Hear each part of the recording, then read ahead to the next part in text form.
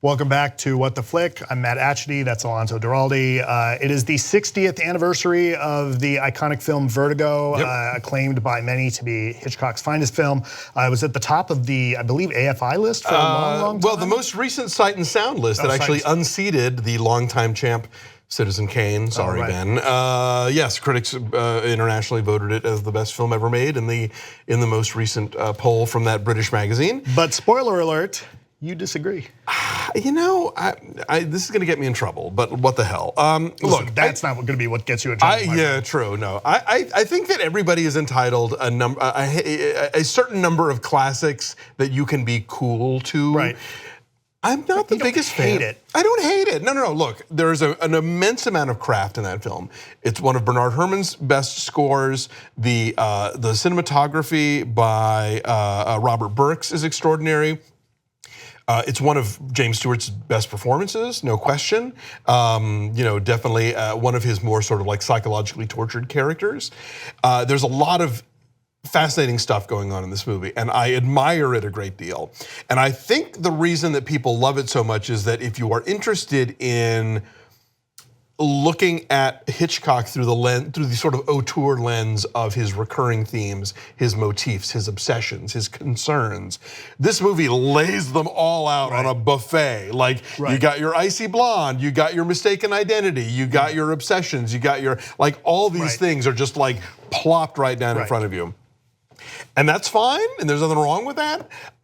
It's not my favorite Hitchcock, and it's a movie that I look at with appreciation more than I go, oh God, I love Vertigo. But I'm in the minority. Most people I know love that movie, think it's great, can go on at length about it, and are big fans. I will admit, the first time I watched it, I dozed off, and I've not sat through it in one sitting since then. You're terrible. I am terrible. Like I've watched the whole thing, but I've had to take a break, and I tend to agree with you. I don't think that this is Hitchcock's most gripping film. There's some real interesting stuff going on in it, but I think Psycho's a better movie. I think that North by Northwest is a better movie. There's a lot of great stuff going on in here. Yeah. There's a lot of technical prowess, and you're right. There's a lot of those thematic things that are clearly something close to what was always on Hitchcock's mind, but. Honestly, I think Psycho might be his best film. I would maybe lean toward Notorious myself, but it was just what I think it's such a great piece of craftsmanship, but also has such great characters and such a great story.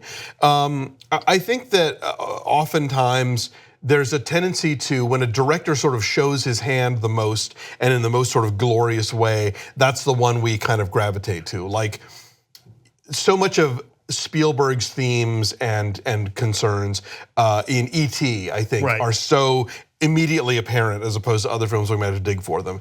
For Scorsese, it's, I don't know, maybe Goodfellas or maybe Taxi Driver or Raging Bull. It depends on how you look at it. I think this is sort of your one-stop Hitchcock shopping. This is the Hitchcockiest Hitchcock film. So I think it's terrific, and I'm glad that people good still tour see of San it. Francisco. Great. Yes, no, one of the great San Francisco movies, no question. If you can see it projected on the big screen, absolutely. Followed up with High Anxiety. Well, yeah, that's true. They are connected quite a bit. I don't love Kim Novak in this. I've liked her in other films. I don't think she quite pulls off the what is asked of her. I don't want to spoil anything, but and are we worried about a spoiler alert for a 60-year-old movie? Because it's the internet. Maybe. No, and that's actually it is one of the few things that would constitute as an actual spoiler, as opposed to when people throw that word around. I think this was the one that he wanted Vera Miles to do, but then she got pregnant and he got very mad about that. Barbara Bel Geddes, I think, has a really great supporting performance in this. There's a lot to like about this movie. I'm not shitting on Vertigo, I promise. God, it is still worth seeing. It is absolutely. You should totally see it. It is must see. It is an important movie. Just not my favorite Hitchcock. So why is Notorious your favorite? I think that Cary Grant and Ingrid Bergman have such incredible chemistry. There are a couple of sequences that are so you can just analyze how amazing they are, or just be swept up in the moment. Like the two of them have a kiss that goes on incredibly long time, but there was censorship happening at the time, they had to break it up with dialogue. So they're like, talk, and it's just amazing to watch it. And like you just think at some point this is going to stop, right? No, they're still kissing. It's amazing. There's also that great sequence where it's a big party scene, and like the camera starts, and you see the whole room and all the people in it, and it gets closer and closer and zooms all the way down to a key in Ingrid Bergman's hand, and it's like, wow, that's a great shot. Yeah, so. Moments like that, and just the two of them together, and her story arc I find really interesting, and for a movie that's about like Nazis and plutonium, it's about the characters. Okay, I think Psycho is my favorite Hitchcock movie, partly because if you get the chance to go into it, I mean, look, like we all know kind of the story of it, but when you watch it from a storytelling standpoint, you realize some of the stuff that Hitchcock is doing there is frankly amazing. Like the first act of that movie is about her. It's about Vivien Leigh's character. Yeah. And you think you're watching this kind of like crime thriller where she's on the lam with this money that she stole. And then she gets killed. Yeah, right? That was like, the Scream is sort of the closest any movie's gotten to that before. We think, oh, it's just Drew Barrymore's in this. She's a big star. Whoa, she's gone. You know? And so then, the other thing, and this is a measure of how well I think Hitchcock is so good at playing with the audience, is the scene where